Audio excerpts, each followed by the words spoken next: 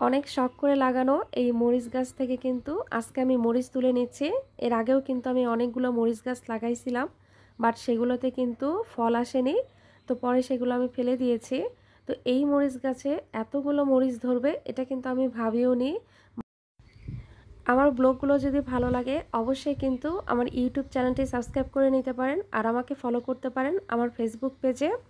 আয়েশার বাবা কিন্তু মরিচগুলো তুলে নিচ্ছিল আর অনেক বেশি খুশি হচ্ছিল। তো অনেকগুলো মরিচ ধরেছে, তো এগুলোই বলতেছিল।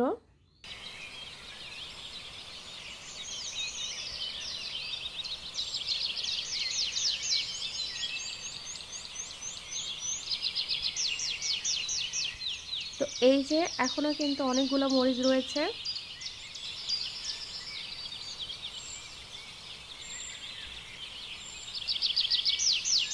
তো তারপরে হচ্ছে রোদের মধ্যে আমি এখানে কিছু পেঁয়াজ শুকাতে দিয়েছি।